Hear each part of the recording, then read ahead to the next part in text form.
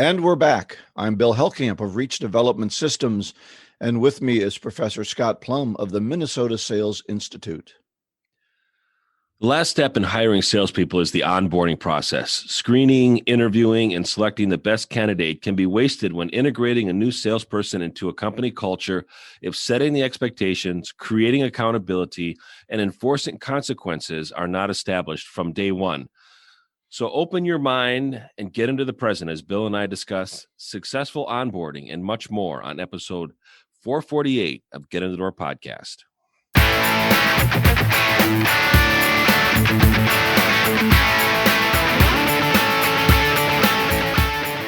Well, as usual, we're going to start off with our book club, and we are in the middle of Psycho-Cybernetics by Dr. Maxwell Maltz, Chapter 5, How to Utilize the Power of Rational Thinking. And I couldn't help but think as I was reading this chapter about how the news media gets us all wrapped up in challenges and how we're afraid. I remember when in 2001, when the planes hit the World Trade Center, and we were dealing with that. Even statistically, when 5 planes crashed in the same day, the statistics, there were 3,000, 4,000 flights that day. So Right. Even that was very low statistically. We worry about, right now people are worrying about COVID. And statistically, the numbers are 0.01, something like that, that you will die. And if you're not over 80, they're pretty low. So we tend to be afraid of things, Scott, that we don't rationalize the whole picture. Right. And we do that with ourselves too. We have a bad experience, and we let that experience be an anchor for our whole life. And I think what he's saying in this is learn the lesson from those things we do wrong and move on. Yeah. I think it starts with living in 3 time zones. We live in the past with regret. We live in the future with fear and anxiety.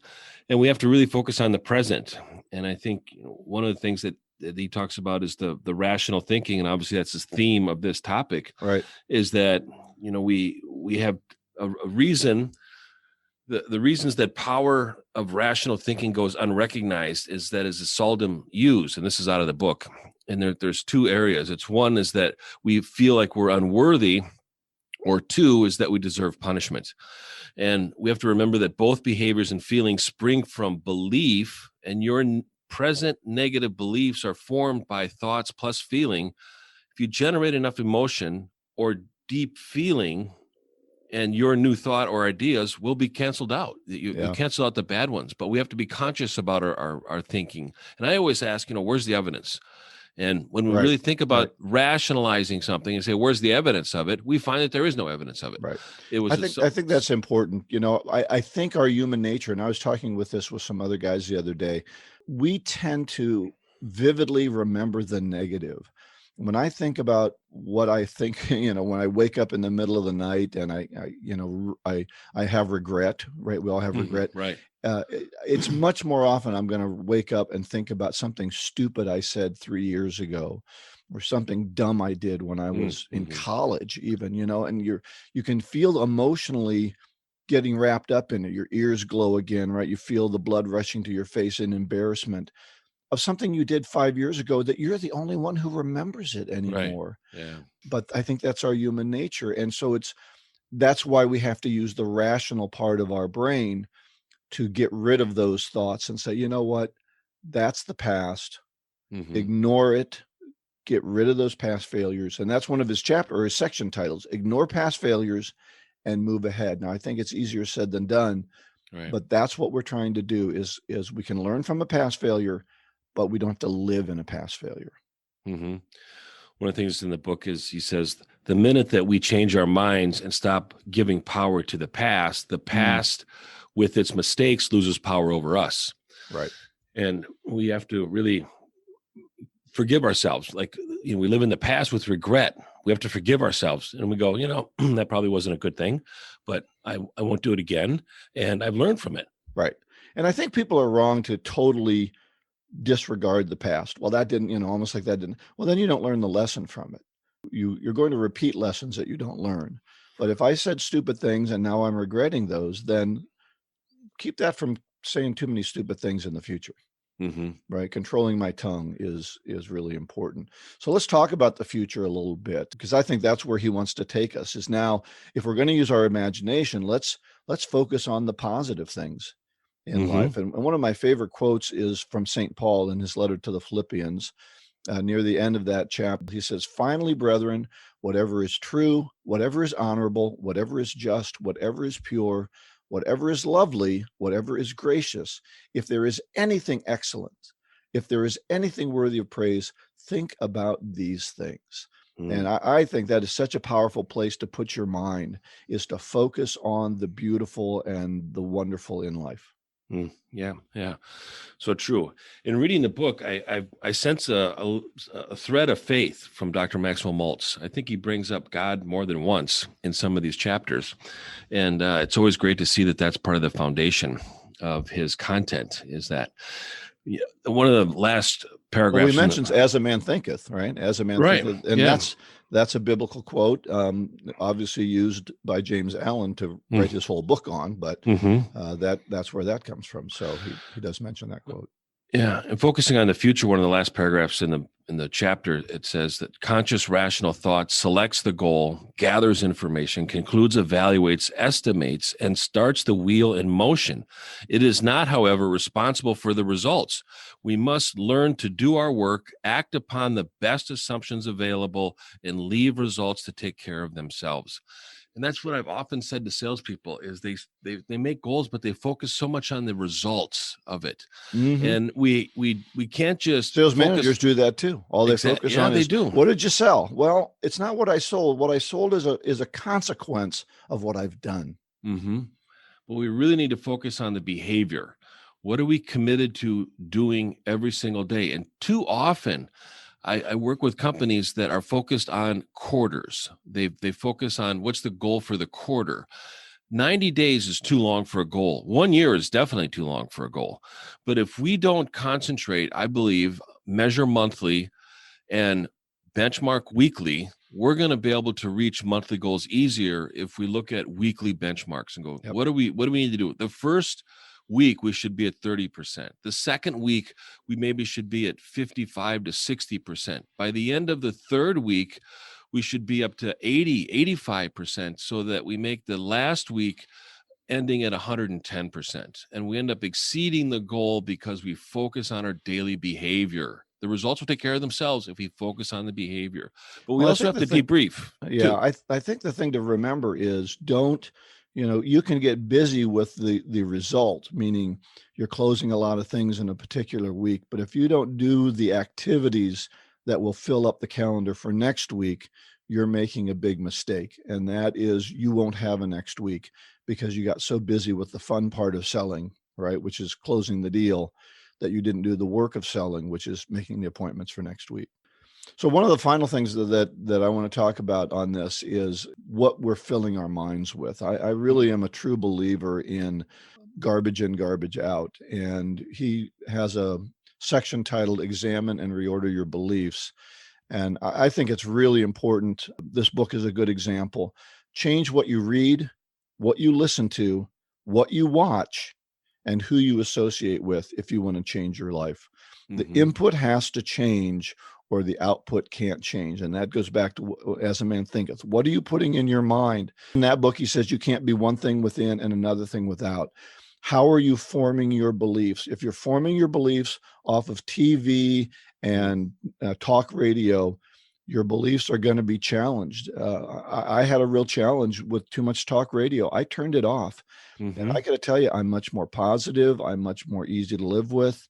I had to start diluting those negative messages with better things putting into my mind. Yeah. It's so important. And again, a lot of this is built on self-image. And I'll repeat it like I've said in past episodes. We can never outperform a negative self-image. And our rational, conscious thought, which he's talking about in this chapter, is making a decision. One of the opening paragraphs, he says, the person has to start in the present to acquire some maturity so that the future may be better than the past. Right. The present and the future depend on learning new habits and new ways of looking at old problems.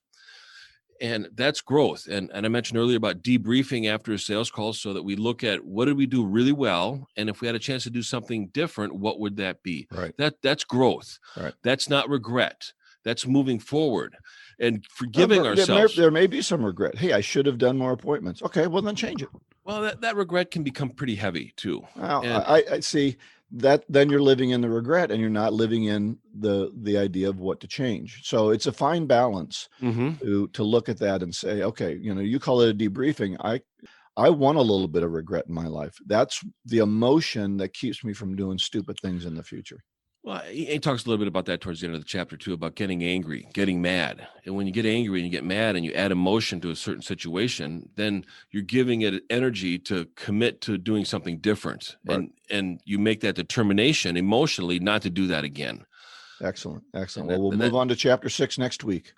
So before we continue, I'd like to talk a little bit about Tom Wininger. And I wanted to thank the listeners for the cards, the emails, the phone calls, the flowers, the gifts. I mean, it was very, very generous. I was at the funeral yesterday. It was a beautiful funeral. It was recorded, so it's on YouTube. I'll include a link if people want to watch it. I was grateful to do a second reading, which I was very nervous to do. And during that, a wave of emotion came over me that was just, I had to manage it in order to get through it. And it was just a beautiful mass, and just so grateful to have closure to that. And I think that's what, unfortunately, a lot of people during COVID, when people died, they couldn't have the funerals and they couldn't have the closure. Yeah. And I just feel so much better moving on now, knowing that I honored Tom, gave my respects, and concluded with a celebration of life so that I can move on and take everything that he taught me into the future. So thank you for everybody. Yeah, give us that link, Scott. Yeah, I'll include that. Thank you. This segment of Getting in the Door podcast is brought to you by The Art of Prospecting, your guide to getting in the door by Steve Kloida. Steve Kloida was known internationally for increasing salespeople's ability to make solid appointments with qualified prospects. You too can learn this essential skill by ordering a copy of his superb book, The Art of Prospecting, your guide to getting in the door. In this book, Steve shares the top strategies and tactics he has developed, implemented, and personally tested with more than 1 million sales and prospecting calls. You can get his book on the website, theprospectingexpert.com. In addition, check out his other great online resources. Instant Sales Coaching, which will guide you through 5 online success modules. A guided prospecting process entitled Call Reluctance Transformer, and the Magnetic Selling Strategies Workbook, a detailed step-by-step guide to increasing your sales. Get any of these valuable resources at theprospectingexpert.com. And today we're going to talk about successful onboarding. And this might be a topic that Bill and I might have a good debate over, because I think there's different philosophies when we're bringing salespeople into a company culture. And like I said in the beginning, I really believe in following 3 steps when you're onboarding a salesperson. And number 1, that's setting expectations and doing it in writing so that it's very clear. It can be referred to later. It's a commitment that you're not going to change as you're getting into the onboarding process. Number 2 is creating accountability. So measuring the activities, measuring the outcome, managing the outcome through the activities and the behavior in order to improve over time, and create and enforce consequences. And consequences is, I'm not talking about annihilation or termination or, firing range by any means.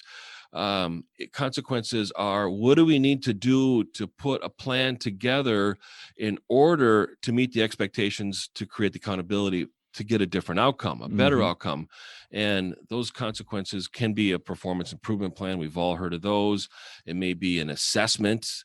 And I offer assessments on what salespeople are really, really good at, and then areas of opportunity that they need to develop. And our goal in the assessment is to concentrate on our strengths and manage our liabilities. I think we've heard that before.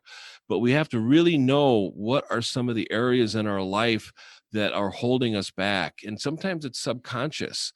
Sometimes it's unknown, but when we take an assessment, we're able to take like an x-ray of our belief system. We're also able to look at our sales knowledge and analyze it from a third party, and also be able to identify the areas that are holding us back. Yeah, I think one of the challenges with onboarding is we tend, or the company, the organization tends to assume too much. The Mm, leadership tends to assume too much. This person's a good salesperson. They've got a track record, so they'll do everything right. We told him once this was what it was about. We told her once this is what to do, and now they should know it. And there's no confirmation that they received the information. So, as you said, setting those expectations and creating an accountability plan is very important. But I think also equally important, if you're going to bring somebody on, is to let them know that they have some assurances. I think I'm very concerned when we talk too early about enforcing consequences, that it's all about consequences and it's not about a feeling that I have some security here. Simon Sinek talks about it a lot, that too many people are working in fear. They're in a mhm, fear mindset that if I don't do things right, I'll get fired if I don't do things right. And really, this job, any job, is an income for people, and there's so much riding on this job. And for those of us who have been fired in the past, it's a very emotional thing saying that you're not good enough to work right. here for whatever reason. So I'm always very concerned about how far those consequences go that say to a person, let's work out of fear and not out of faith. And some of the things we were talking about before, right? Mhm, If it's all about consequences, then I'm working in fear and I'm not working in the future, in what I can do and what I can be. right. I've worked with companies in the past, and I've asked the leadership is the question: what happens if they don't adopt what I'm presenting, or what we want them to start doing? We're creating a next level in the sales process. What happens if they don't commit to that? What happens if they don't make the phone calls? What happens if they're not managing the other activities and the behavior that we're anticipating? What would happen to them? And they're scratching their head and they're going, well, I don't know. I go, so what is the motivation for them to change? If there are no consequences, why would they want to change? And the consequences need to be established in the beginning, because once salespeople start getting away with something and there are no consequences, they will continue to find like water, the lowest path of least resistance. And unfortunately, it's human nature. It's not just salespeople, but they will gravitate towards what's the easiest plan. Like Les Brown said one time, if you do what's easy, life will be hard. Hmm. If you do what's hard, life will be easy. And so often we try to find the easy way out. And Right. Well, I if think a that lot of challenges that managers tend to shy away from the difficult conversation. So instead of recognizing a problem and interacting early on in this issue, they wait and wait and wait until they get mad. Mhm. And then they finally have to have this accountability conversation, which they should have had early on because they knew what that accountability process was, and nip it in the bud early rather than when it becomes a real problem. And it should be a comfortable conversation, not something that we have to get mad to have. Yeah. And I think in a perfect world, a sales manager that communicates expectations, tracks behavior, and measures results. When a salesperson knows that they're not cutting it, they end up resigning, and they don't have to be terminated because they know that the end is near. And the best thing for them to do is probably start looking for something that's a little bit better fit. Right. Uh, and and I think sales managers, sales leadership, when they hire somebody, really need to work on defining what is a perfect day. What is a perfect prospect? What problems are we looking for? What is the decision-making process that our prospects usually go through?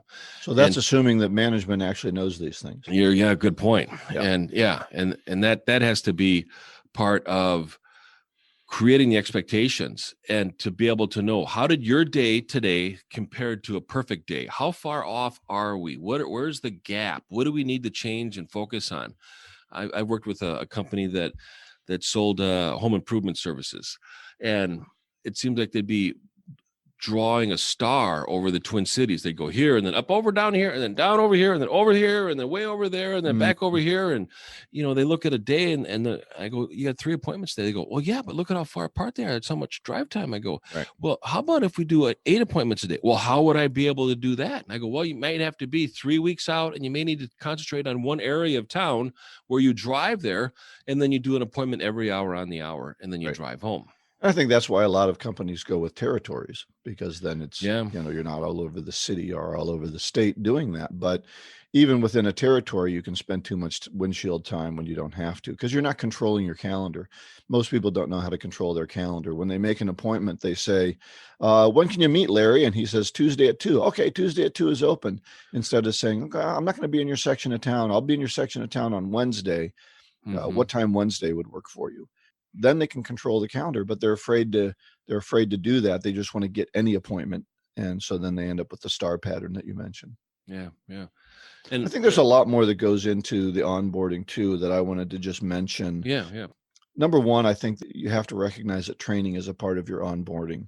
There's going to be some product training that happens, and I think that's essential. You and I have beaten that up a little bit. That's Mm-hmm. all companies do, but there also has to be bringing them up to the sales process that we have. And those were some of the questions that you asked, right? Right. Who's the perfect customer, and what does the perfect day look like, and what are those expectations, and how do we sell, and how do you put that information into the CRM, and what are the expectations around that, so I can have a good dashboard to look at what's going on. All those are part of the training process that has to happen. Don't expect, just because someone is a mature salesperson, that they're going to know how your company does those things. Another thing I've seen, I can't tell you the number of times I've had people say, well, I can't get going because they didn't get me a computer, or they didn't get me a Mm. password, or they didn't get me a key card to get in the building. So I've waited a week to get started because I don't have any resources. What the heck are you doing, wasting people's life for a $300 computer? I'm always amazed at how companies hold so dear a laptop that cost them $250 or Right. $300. Get the damn laptop to them so you get your resource moving. You're paying them more than $300. You're paying them more than $300 a day, and you're wasting days because you're too cheap to get a new laptop and get things going. So Right. quit screwing around with that. We talked about what's the sales process. I Mm-hmm. think that's important to establish what that process is. As a matter of fact, I would establish what somebody's sales process is when I interviewed them. If they were too Mm-hmm. far off of what my sales process was, I probably wouldn't hire them, because I have to change how they sell. Man, Right. you and I have done that for years. That can be hard. Yeah. Yeah. Exactly. And then I think the sales manager needs to make sure they're riding along. Mm. Find out what they've got when they've got somebody. Get them a good start. They don't know enough about product. They don't know enough about what's going on. Spend a couple of days with them, really getting them started, and don't cheapen it. It's just like not having access to a computer, not having access to my sales manager, and knowing what to do early on is going to be a really slow start for me. Mm-hmm. One thing that I implement from day one is to make 10 cold calls that day. So Hmm. I say to a salesperson, thanks for coming in. HR just worked with you to get all the paperwork done. It's 9:00. At 2:00 today, we're gonna make 10 cold calls, 10 outbound phone calls. Together. And yeah, together. Yep. Yep. But I go, here's the goal: is that we need to figure out what we need to do and say and ask between now and at 2:00. So Yep. that's what we're going to work on. And then we're going to apply that at 2:00. And we're going to be making appointments that are 3 weeks out, so that we have enough time to be able to learn what we need to do on an appointment. But right now we need to start filling up our pipeline. Right. Because then when we have a few appointments, then we can teach you what happens on an appointment. But I think the most important part of it is that the salesperson, the brand new, I mean, they're still wearing their good shirt, is They're learning. one good shirt because they're a salesperson. Right. Is learning, what do you really need to make an appointment? And they're making appointments. And it really takes the emphasis and the focus and the stress off of product knowledge, because they may not know everything there is to know about the product or the service, but they know enough to make an appointment. And that's where I think a lot of companies get it wrong when they bring somebody on, is that they end up spending 6 months on product knowledge development, or 3 weeks with intense training on learning more about the service and the way we do it around here.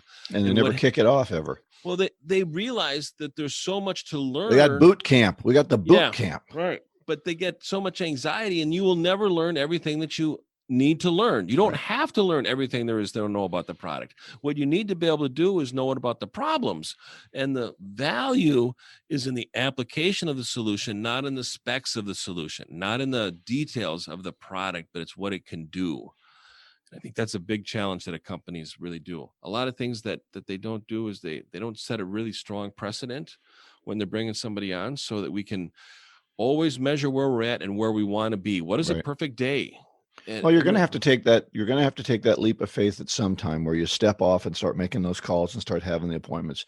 Might as well be the first day. Don't wait around so that the expectation is, well, when you get around to phone calls, it's okay. Well, you don't know what a good day is. And I've worked with companies and I say, here's the map of a perfect day. And here's what it looks like. And this we can accomplish this. This is achievable. Mm-hmm. And where we are compared to a perfect day, there's still some areas that we need to improve. Well, I think also mentally, if you as a leader sit down that first day and start making phone calls with them, you are setting a pattern of support that says, I'm here for you. I'm not just going to, so much of sales management seems to be go get them, tiger. Right. Here's your leads, here's your territory, here's your computer, go get them, tiger, with no leadership. And if you follow the pattern that you're mentioning, if a sales leader follows that pattern, they are modeling the character that they want from this salesperson. This is the activity I want from you, but this is also the model that I will be there to help you along the way. I'm not just the person sitting in the office checking what you did. Mm-hmm. Right. I'm your leader that's going to lead you through example. Yeah. And they're creating a success formula. This is the behavior. This is the result of the behavior. And if we're not reaching that, then we need to look at a training and development opportunity. Right. But I will be there for you. Of course. Right. Of course. Not just send you out there to sink or swim on your own. Right. And again, I think a lot of that is done through debriefing, and the consequences of not making the number. The consequences are, this is a training and development opportunity. So we might have to be spending some time outside of our work hours in order to develop a certain skill, maybe listen to a podcast, read a blog, open a book, and learn to develop what we need to develop in order to make sure that liability in our sales process, in our behavior, in our profession is not holding us back from the results that we want. But here's the caution I'd make about enforcing consequences. This thought just came to me. Mm-hmm. And that is that if the consequences are too great, I will lie to you. Sure. So when we debrief, I will tell you lies. And I have an example in one of my videos about a salesperson that worked for me, and everything he did was a lie. His calls were a lie. His appointments were a lie. Everything was filled out. And, it took us a couple of months to figure out that nothing was closing. And I called some of the appointments and they said, we've never heard of the guy.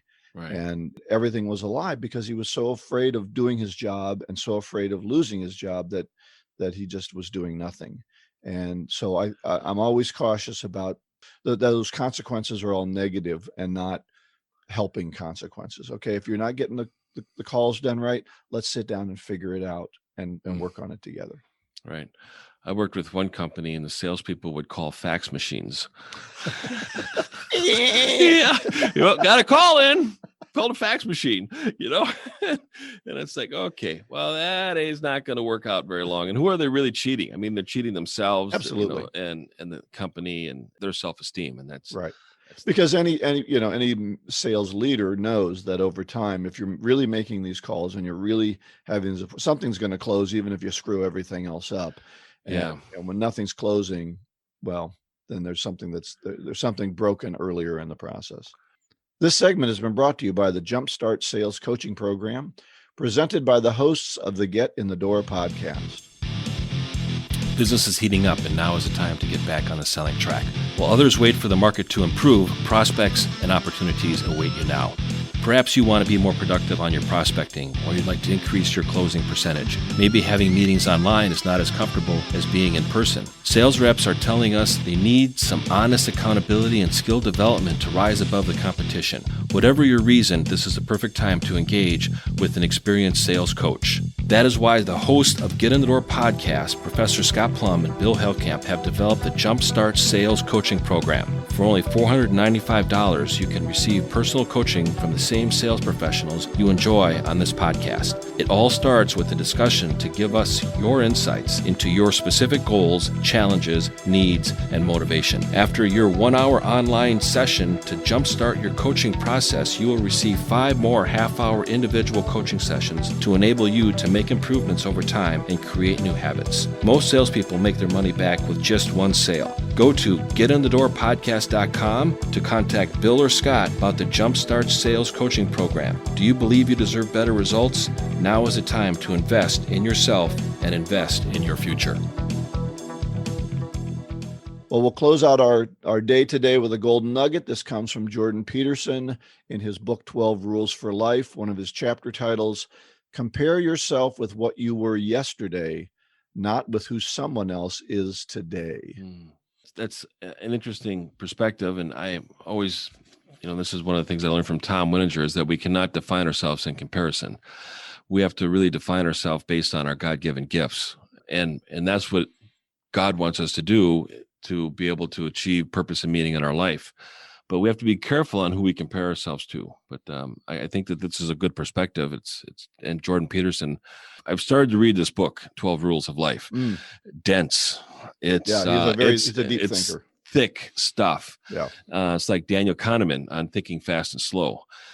It's like, whoa, man. One of the things I think is that what we tend to do is we compare our worst with other people's best. Right? Yeah. We compare our worst day or our worst attributes with someone else's best attributes and say, why can't I be there?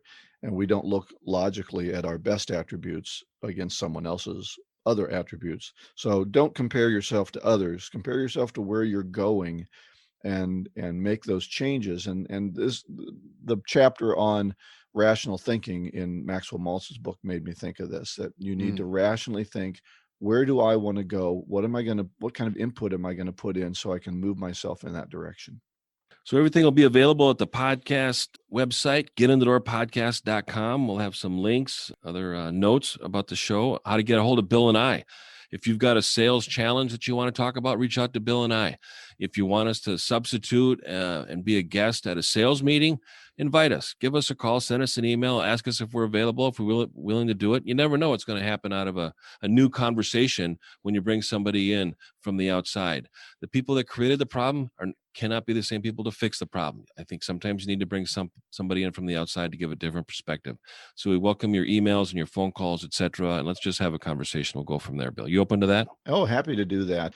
Quite often I find that, a sales manager, sales leader will say, I've been telling them that for 5 years. Why'd they listen to you? I know. Well, they've heard your voice too much. And so sometimes another voice repeating that can make all the difference. And it really validates what they've been teaching the salespeople. It's just that the final step in the process of adapting a new technique was from somebody from the outside. Yeah. And it's a validation of what they said. If I said it for the first time, they may not adopt it. If the sales manager reinforced it, proved that it worked, they might adopt it. Right. So our salespeople have to decide what they're going to adopt. And sometimes there's fear in adopting something that they're not familiar with. And if they hear it more than once, they go, well, it's like hearing about a podcast or a book. If a person says it more than once, going, maybe I should listen to it. Or maybe I should go out and get the book. I don't know. All right. Chapter 6 next week of Psycho-Cybernetics with Dr. Maxwell Maltz. Relax and let your success mechanism work for you. Our topic, your company pitch. Go out and get better one skill at a time. Joyful selling.